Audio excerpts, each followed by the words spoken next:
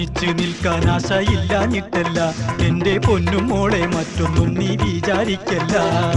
ഒപ്പം നിന്നിട്ടെന്റെ പൂതി ഒതുങ്ങിയിട്ടില്ല പെണ്ണെ, ഇപ്പം തന്നെ പോയില്ലെങ്കിൽ ജോലി കാണൂല.